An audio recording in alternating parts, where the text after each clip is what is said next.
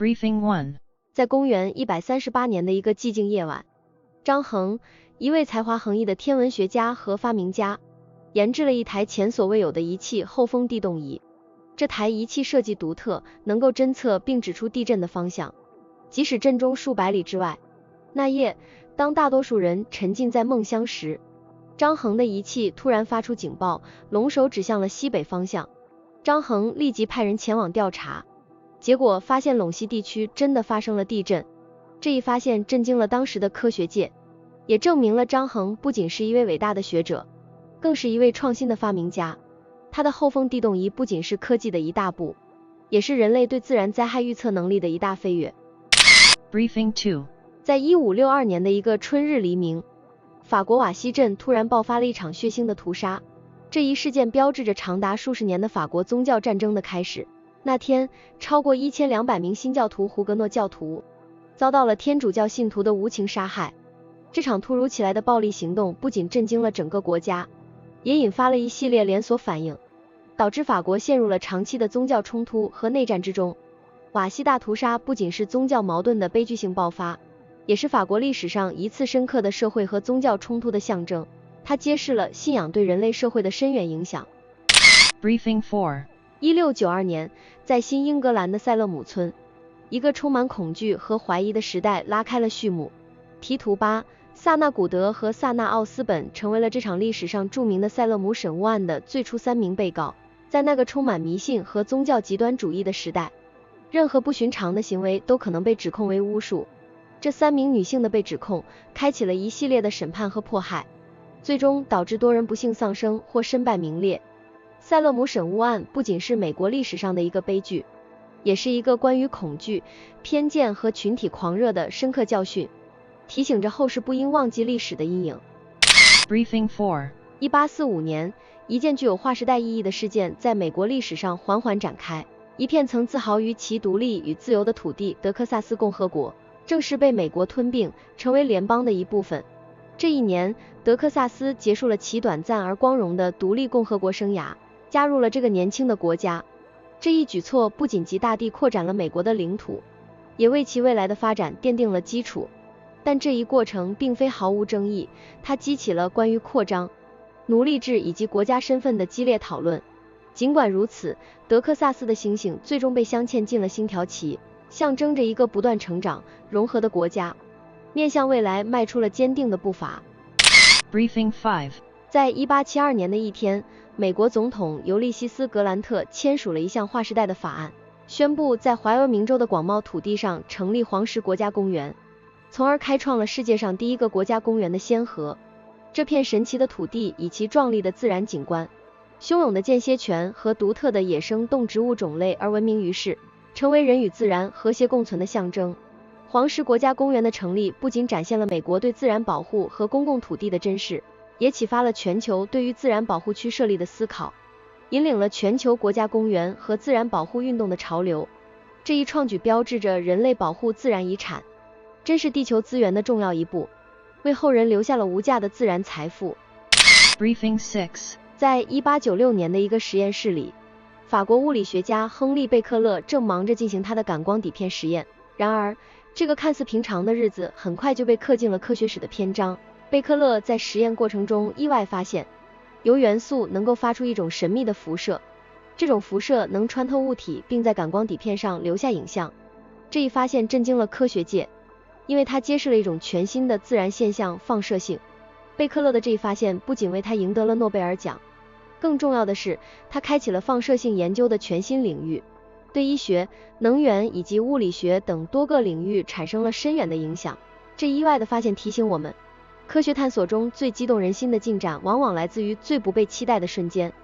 Briefing 7. 1905年，在日俄战争的关键时刻，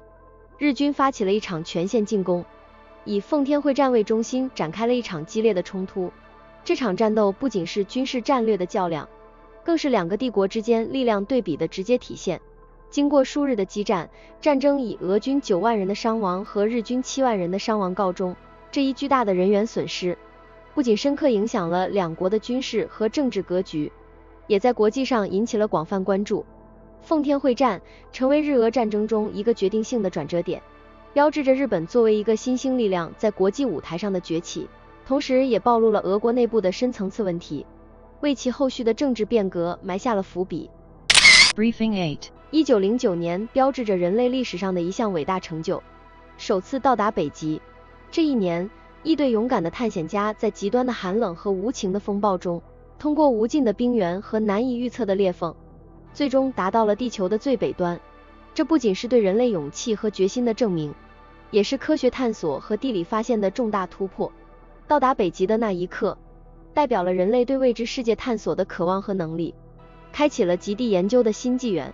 这次历史性的探险不仅丰富了我们对地球极端环境的了解，也激发了后来者对探险和发现的无限憧憬。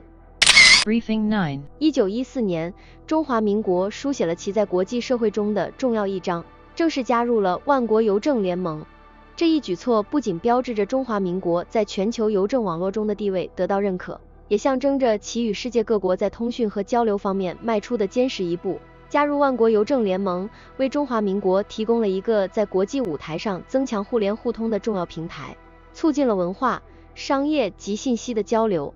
然而，随着时间的推移和历史的变迁，中华民国于1972年4月13日退出联盟。这一决定也反映了国际政治格局的变化和国家间关系的调整。中华民国加入及后来退出万国邮政联盟，成为其历史上一段独特的记忆，见证了国际合作与变迁的复杂性。Today's topic 保加利亚加入轴心国的故事始于1941年，一个世界正处于混乱与战争之中的时代。那时，整个欧洲大陆都被战争的阴云笼罩，各国纷纷寻找自己的立场和盟友。在这样的背景下，保加利亚王国这个位于巴尔干半岛的国家，做出了一个历史性的决定，签署三国同盟条约，正式加入轴心国。当时的保加利亚夹在大国的博弈中，面临着巨大的外交压力和战略选择的困境，国内也有着对外扩张和国土安全的双重担忧。加入轴心国对于保加利亚来说，既是一个试图在战争中保持国家利益的策略，也是一个充满风险的冒险。加入轴心国后，保加利亚王国的命运与德国、意大利和日本等国紧密相连。这一决策不仅改变了保加利亚的国际定位，也对其后的战争进程和国家发展产生了深远的影响。这个决定被后人反复讨论，有人认为这是保加利亚历史上的一个转折点，有人则视之为一个历史上的错步。这段历史不仅仅是关于一个国家的选择，更是关于在全球范围内政治动荡时期，小国如何在大国之间寻找生存空间和国家利益最大化的一次深刻反思。保加利亚的这一决策提醒我们，历史总是由选择和机遇构成，而这些选择背后是每个国家独特的历史、文化和战略考量。在保加利亚加入轴心国之后，整个国家仿佛被卷入了一场无法预知结局的旋风中。随着战争的深入，这个决定带来的影响逐渐显现，不仅对保加利亚自身，也对整个世界战局产生了重要影响。保加利亚的土地很快就成为了战争的前线，士兵们被迫离开家乡，奔赴前线，家庭被拆散，平民被迫承受战争的苦难，整个国家笼罩在一片阴影之下。战争不仅带来了物质上的破坏，更深深地刻在了每一个保加利亚人的心中。这个决定让保加利亚人民对战争的残酷有了更加深刻的理解，也让他们开始反思这一加盟轴心国的选择是否正确。随着战争的进行，保加利亚及其盟友面临着越来越多的挑战，国际形势的变化使得保加利亚的地位日益尴尬。原本希望通过加入轴心国来获得的利益，似乎并没有如预期那样实现。相反，这一决策使得保加利亚在战后的国际社会中处于较为不利的位置。但就在最黑暗的时刻，人性中的光辉也在保加利亚大地上闪耀。许多保加利亚人在战争的硝烟中展现出了惊人的勇气和坚韧，他们不仅保护了自己的家园，还尽力救助了那些因战争而流离失所的无辜平民。这些行为虽然在当时的大环境下显得微不足道，